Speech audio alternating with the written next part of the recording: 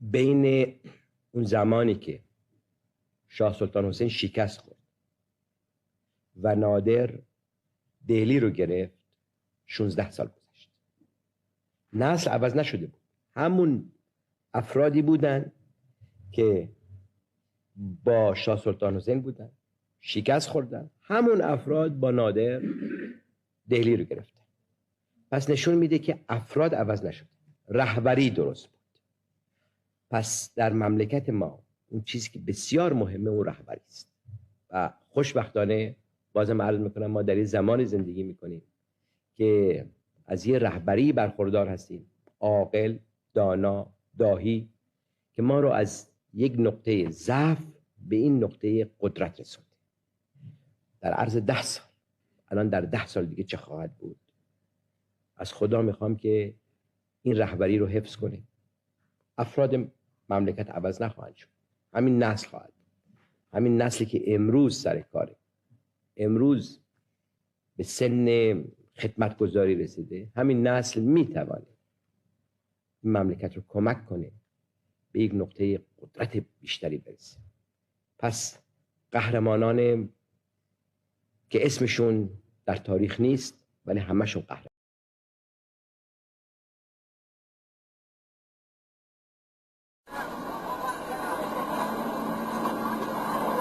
Tous les jours, les mêmes viennent aux nouvelles.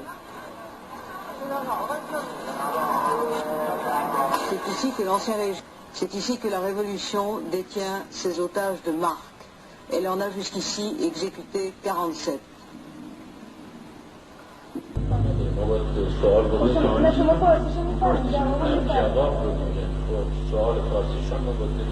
Monsieur Vega, est-ce que vous ressentez la victime expiatoire à travers laquelle on essaie d'utiliser tout un système? Vous voyez vous-même dans quelles conditions je suis. C'est pas la peine que vous me posiez des questions. C'est simplement pour vous permettre de dire quelque chose qui sera entendu.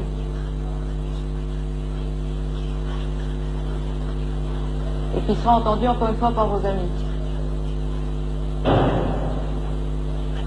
Et si vous répondez en farcine? Ah, je préfère, vous savez, il faut laisser les boucs émissaires se taire, ça vaut mieux. Même s'il a l'occasion de se défendre?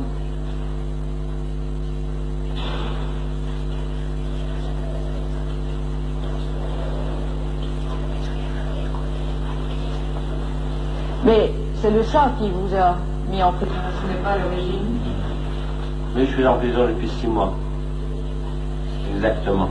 Pourquoi pensez-vous que le chat lui-même ait décidé de vous mettre en prison? Allez lui poser la question, je crois qu'il doit être mieux adapté que moi pour vous répondre. Qu'est-ce que je peux vous dire? On a certainement voulu faire un bouc émissaire de moi. Le chat ou le régime actuel? Le régime actuel, non. Pourquoi est-ce que le régime actuel, je ne suis pas encore passé en jugement? Est-ce que vous pensez que du temps du chat, les prisonniers politiques pouvaient recevoir la télévision dans leurs cellules? Personnellement pas. Je ne le vois pas. Et vous pensez que c'est une forme d'ouverture et de démocratie? Espérons-le. Est-ce que, quand vous étiez Premier ministre, vous saviez combien de prisonniers politiques vous aviez dans vos prisons? Non. Est-ce que vous saviez quelle torture et quel type de torture on leur a Non, infligé? je les ai su après que nous ayons demandé à la Ligue des Croix-Rouges de venir. Donc le Premier ministre d'Iran n'était pas au courant des pratiques? Notre système politique était différent du système politique d'autres pays et certainement il n'était pas au courant. Et pourtant, Amnesty International, depuis des années, classait l'Iran parmi les pays au monde qui pratiquaient le plus la torture. Vous ne croyez pas ce qu'ils vous écrivaient, ce qu'ils avaient dans leur rapport? Les organismes iraniens le démentaient. Et ces organismes iraniens étaient contrôlés par qui? Pas par le Premier ministre d'Iran? Non. Donc le Premier ministre... Vous savez, il y avait ce que nous pouvons appeler des domaines réservés. Est-ce que vous pensez aujourd'hui que vous êtes la première victime de ce système politique? Vous savez, victime, je ne veux pas utiliser, je ne veux pas jouer sur les mots.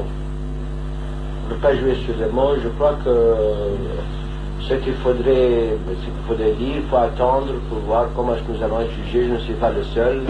Les cellules sont remplies par d'anciens collègues.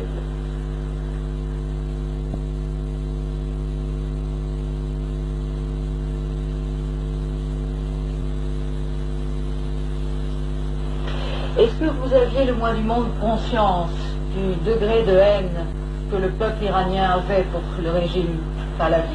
Pas dans cette mesure. D'ailleurs, vous savez, j'étais loin des affaires depuis un certain temps. Et vous étiez quand même ministre de la Cour et pendant 13 ans Premier ministre? Oui, mais je ne voyais pas dans cette mesure. Je ne sentais pas que je suis dans cette mesure. Et cela vous étonne?